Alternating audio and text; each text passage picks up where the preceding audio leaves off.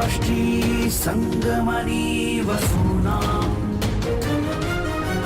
चिकितुषी प्रथमा यज्ञियानां तां मा देवा व्यदध पुरुत्रा भूरिस्थात्रां भूय विषयन्ति। भारत विक्रम, भारत वर्ष की अक्षय कीर्ति गाथा।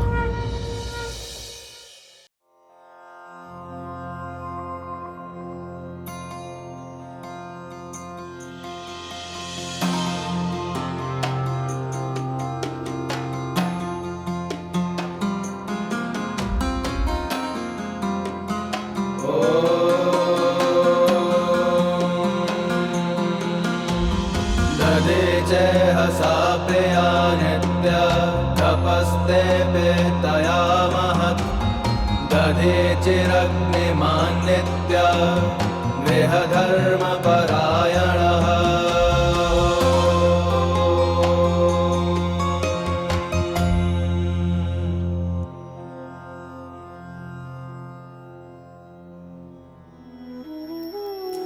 नमस्कार। अभी आपने जो श्लोक सुना वो ब्रह्म पुराण से है, जो महर्षि दधीचि और उनकी पत्नी और उनके साथ उनके आश्रम के विषय में वर्णन प्रस्तुत करता है। इस श्लोक में ऐसा कहा गया है कि महर्षि दधीचि अपने आश्रम में अपनी प्रिय सुवर्चा के साथ निरंतर तपश्चर्या में लीन रहते थे और नित्य यज्ञ के माध्यम से अग्नि स्थापित किया करते थे और अपने धर्म और कर्मों में परम तत्पर रहते थे। महर्षि दधीचि के आश्रम के विषय में कहा जाता है कि यहाँ देवता भी बार बार आने की इच्छा रखते हैं।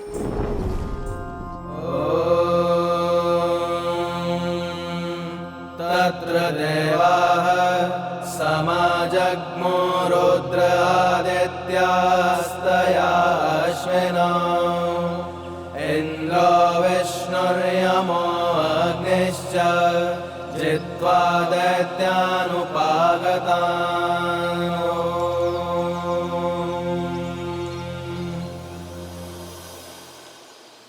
ऐसे ही एक दिन दधीचि के आश्रम में रुद्र, आदित्य, अश्विनी कुमार, इंद्र, विष्णु, यम, अग्नि आदि देवता दैत्यों पर विजय प्राप्त करने के पश्चात अत्यंत हर्ष के साथ उपस्थित हुए। महर्षि दधीचि ने उनका स्वागत कर उन्हें उचित स्थान प्रदान किया।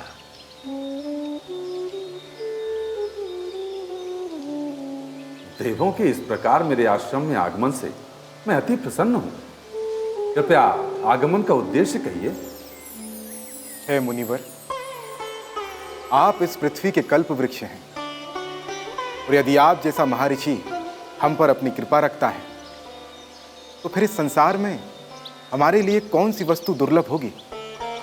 परंतु अभी आपको देखकर ऐसा कदापि प्रतीत नहीं होता कि आप मुनिवर की कृपा प्राप्त करने आए हैं। आपको इस प्रकार अस्त्र शस्त्रों के साथ देखकर कोई भी कहेगा कि आप किसी युद्ध के लिए सज्ज हैं। देवी, आपका कथन उचित है। हम युद्ध के लिए ही सज्ज थे, परंतु युद्ध अब पूर्ण हो चुका है। मुनिवर की कृपा से हमें विजय की प्राप्ति हुई है। इसका अर्थ है कि आपके मुख पर जो प्रसन्नता है उसका कारण आपकी विजय है। नहीं देवी, मुनिवर के दर्शन भी इसका एक कारण है। सत्य कहें देवी, यहाँ आकर ऐसा प्रतीत होता है जैसे सारे विवाद, युद्ध सब व्यर्थ हैं। आपके वचन सुखकारी हैं देवराज। मेरे जीवन का उद्देश्य ही यही है, सारे विवाद और युद्ध समाप्त हो जाए। अवश्य मुनिवर, परंतु इसके लिए आपको हमारा सहायक बनना पड़ेगा। यदि परिणाम शांति है तो मैं कोई भी प्रयास करने के लिए तत्पर हूं इंद्रदेव। मुनिवर, आप हमारे अस्त्र शस्त्रों को अपने आश्रम में स्थान दें। हाँ मुनिवर, ये अस्त्र शस्त्र हमारे साथ होते हैं तो दैत्य इन्हें छीनने और नष्ट करने का प्रयास करते हैं, जिससे विवाद और युद्ध की स्थिति बनती है। मुनिवर, हमारे ये अस्त्र शस्त्र आपके आश्रम में सुरक्षित रहेंगे और वैसे भी इनकी आवश्यकता ही क्या है। दैत्यों को हमने पराजित कर दिया है, अब हम शांति की इच्छा रखते हैं। देवराज, अभी आप महर्षि दधीचि के आश्रम में हैं। यहाँ तो मुनिवर के दर्शन मात्र से दैत्य और देव अपना अहंकार खो देते हैं, परंतु ये स्थिति सदा नहीं होगी। देवलोक में तो देवों का अहंकार भी होगा और दैत्यों का प्रहार भी। फिर इन अस्त्रों के अभाव में आप क्या करेंगे? देवी, हमें देवराज को एक अवसर तो देना ही चाहिए। यदि अस्त्र शस्त्र हमारे आश्रम में रहें और परिणाम शांति हो तो यही उचित होगा। परंतु स्वामी, मैंने सोच लिया है देवी, मैं देवताओं के अस्त्र शस्त्रों को आश्रम में स्थान दूंगा। आप धन्य हैं मुनिवर। आपके इस प्रयास को हमारा प्रणाम।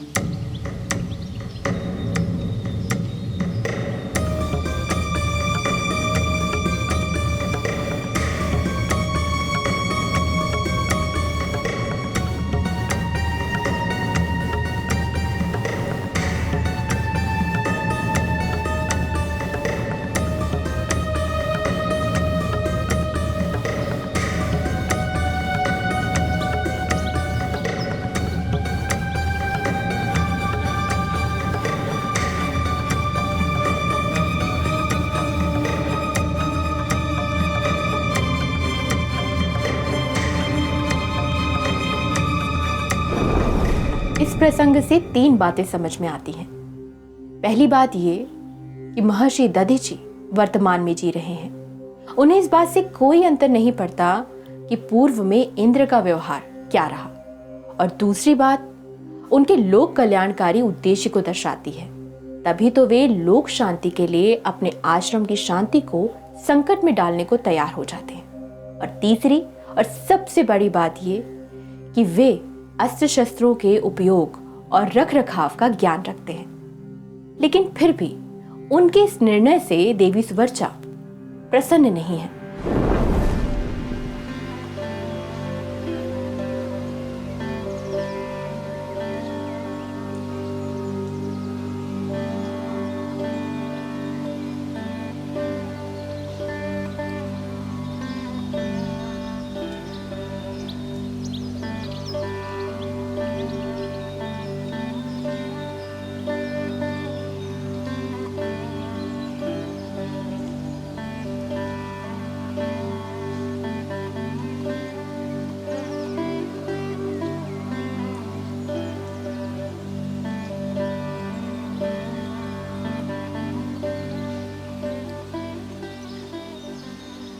देवी, आप मेरे निर्णय से प्रसन्न प्रतीत नहीं होती। स्वामी, याचक को धन देना कदापि अनुचित नहीं है। परसु असंधारण मेत देव सद्भिर निरिस्तम त्यजकांत सद्यः। पराये धन को धरोहर के रूप में कभी नहीं रखना चाहिए। और ये देवताओं के अस्त्र शस्त्र पराये धन के ही समान हैं। ये निश्चित ही दैत्यों से शत्रुता का कारण बनेंगी। और यदि किसी भी कारण से ये नष्ट हो जाते हैं तो ये देवता ही आपको चोर कहेंगे और ये संसार आपकी निंदा करेगा। परंतु देवी, लोक निंदा के भय से मैं लोक कल्याण को नहीं त्याग सकता।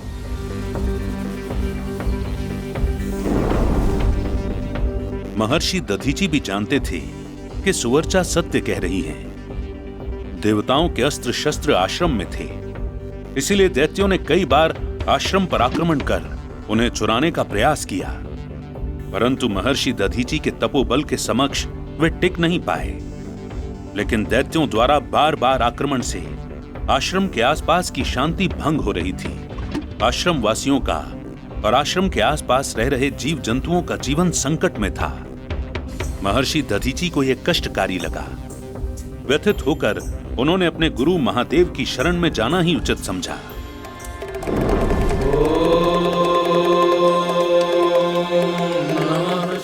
प्रणाम महादेव। आइए महर्षि दधीचि, कहिए लोक कल्याण की कौन सी चिंता लेकर आप यहाँ आए हैं? महादेव, आपको ज्ञात ही है कि मैंने विश्व शांति की इच्छा से देवताओं के शस्त्रों को अपने आश्रम में स्थान दिया, परंतु अब वे अशांति का कारण बन रहे हैं। महादेव, महर्षि दधीचि, क्या आपको यह परिणाम ज्ञात नहीं था? ज्ञात था महादेव, परंतु मुझे ये मेरा संकट प्रतीत हुआ था। आश्रम वासियों के जीवन पर मेरा कोई अधिकार नहीं है। मैं उनके जीवन को संकट में नहीं डाल सकता। महादेव, यदि आप संकट को स्वयं तक सीमित करने की इच्छा रखते हैं तो उन अस्त्र शस्त्रों को स्वयं तक सीमित कर दीजिए। जो आज्ञा महादेव। अस्त्र शस्त्र को स्वयं तक सीमित कर दीजिए। ये कैसा उपाय है और ऐसा कैसे कर पाएंगे महर्षि दधीचि? क्या महर्षि दधीचि एक बार फिर अपने जीवन को संकट में डालने वाले हैं? ऐसे कई प्रश्न हमारे मन में आ रहे हैं और ऐसे ही प्रश्न देवी सुवर्चा के मन में भी थे। परंतु कैसे? महादेव ने जो कहा वो संभव कैसे होगा? आपको प्रश्न तो करना चाहिए था। होगा देवी, होगा। कई बार गुरु से प्रश्न करने की आवश्यकता नहीं होती, उनके निकट बैठने से ही प्रश्न का उत्तर मिल जाता है। मेरे प्रश्न का उत्तर महादेव स्वयं है। ये आप क्या कह रहे हैं? हाँ देवी, जैसे मेरे महादेव ने विष को अपने कंठ में धारण किया है, वैसे ही मैं इन अस्त्र शस्त्रों को अपने शरीर में धारण करूंगा। आप जल का एक पात्र ले आइए देवी।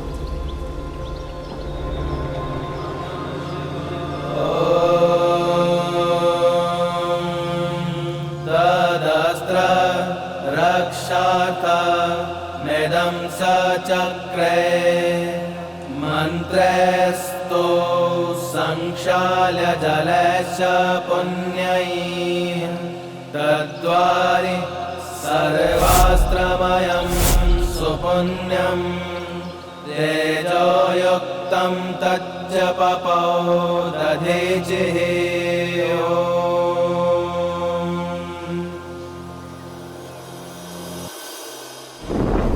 महर्षि दधीचि ने जल के माध्यम से देवताओं के अस्त्र शस्त्रों की शक्तियों को पी लिया। यह एक अद्भुत घटना थी। धातु से निर्मित अस्त्र शस्त्रों को इस प्रकार जल में परिवर्तित करना या जल में गलाकर पी जाना या अपने शरीर में धारण करना, ये महर्षि दधीचि अपने योग शक्ति से ही संभव कर पाए। अब आश्रम दैत्यों के भय से मुक्त था, परंतु दैत्यों के भय से अब कोई और आतंकित था। महादेव,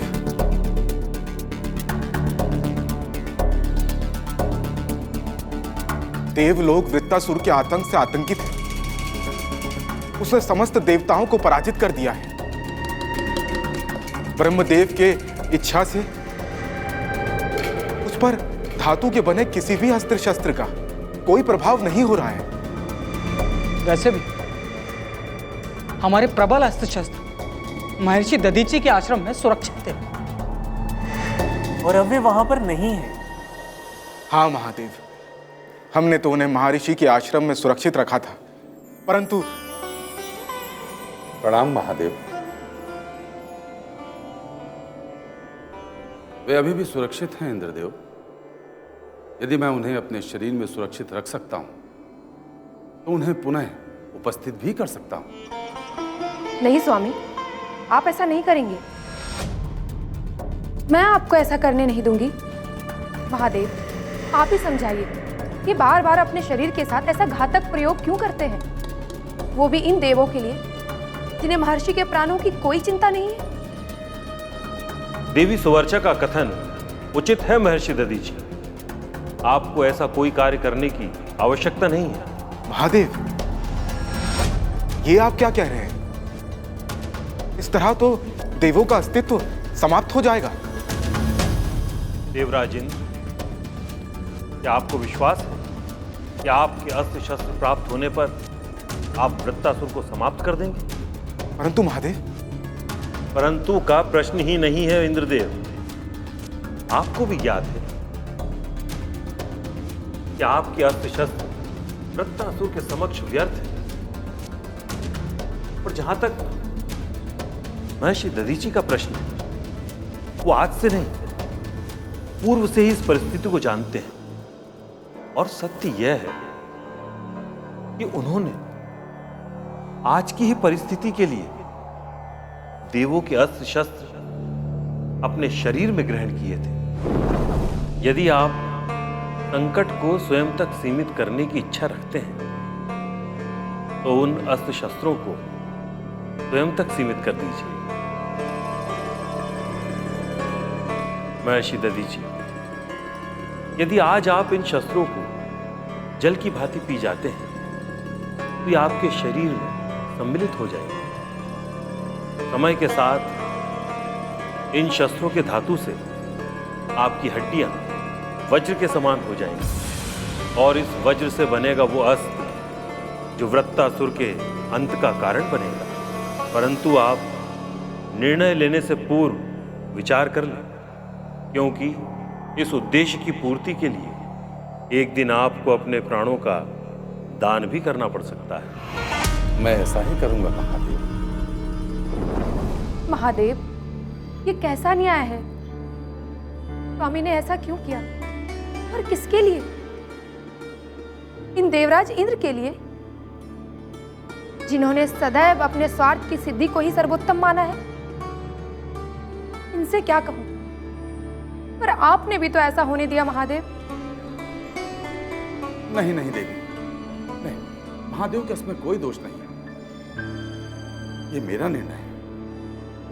संभवतः तुम्हें ज्ञात नहीं कि वृत्तासुर देवराज इंद्र का नहीं, वरन देवराज के प्रभाव का अंत कर रहा है।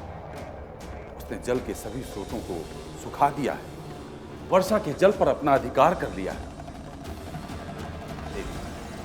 जल के अभाव में सभी जीव जंतुओं और पेड़ पौधों का अंत निश्चित है। क्या मैं ऐसा देखता रहूं? क्या मैं सभी ओर से अपने नेत्र फेर लूं? नहीं स्वामी, नहीं। आप देखिए, सभी को देखिए, परंतु मुझे कौन देखेगा? संभवतः आप भूल गए हैं, मैं गर्भ से हूं। मेरी कोख में आपका अंश पल रहा है। आप कैसे उसे एक पिता के प्रेम से वंचित कर सकते हैं? स्वामी, प्रकृति की रक्षा देवों का कार्य है, महादेव का कार्य है, आपका नहीं। सुवर्चा की व्यथा सत्य है। हम सभी ये जान लें कि देवता हो या मैं, हम एक प्रेरक हो सकते हैं, रक्षक नहीं। रक्षा करने का दायित्व मानवों का है। प्रकृति, जीव और जीवन, इसकी रक्षा स्वयं मानव को ही करनी होगी। और आज तो वो विशेष काल है जब महर्षि दधीचि देवों के रक्षक भी बन सकते हैं। परंतु महर्षि दधीचि, आपको यह निर्णय सुवर्चा की सहमति से ही लेना होगा। परंतु महादेव, देवराज इंद्र, आपको महर्षि दधीचि और सुवर्चा के निर्णय की प्रतीक्षा करनी चाहिए। देवी, आप जानती हैं, मैंने सदैव से ही प्रकृति को परमात्मा का अंश माना है। यदि आप साथ हैं तो मैं इस प्रकृति के लिए अपने प्राणों का त्याग करने की इच्छा रखता हूं। और मुझे पूर्ण विश्वास है कि प्रकृति हमारे प्रेम के अंश की रक्षा करेगी। परंतु स्वामी, हमारे जीवन का अंतिम लक्ष्य क्या है देवी? यही ना कि इस आत्मा का परमात्मा के साथ मिलन हो जाए। मैं वही कर रहा हूं देवी। मैं योग बल से इस आत्मा को परमात्मा में विलीन कर दूंगा और आप इसकी साक्षी बनेंगे। और रहा ये शरीर, तो ये तो प्रकृति का ही है। उसे ही सौंपने में कैसा संकोच देवी। परंतु मेरा क्या होगा स्वामी? आप भी मेरे मार्ग का अनुसरण कर सकती हैं देवी, परंतु हमारे अंश को जीवन देने के पश्चात। जो आज्ञा स्वामी।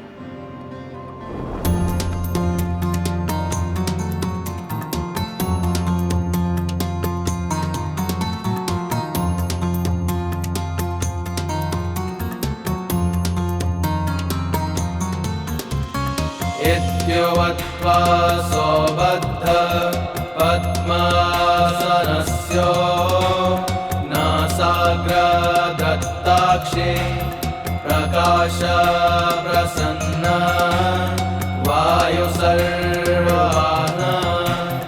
मध्यमोद्घाटयोगन्नीत्वा शनैर्दः आकाशगर्भम् यद प्रमेयं परमं पदं यद्यद् ब्रह्मरूपं यदुपासितव्यं तत्रैव विन्यस्य ध्येयं महात्मा सायुज्यतां ब्रह्मणोऽसौ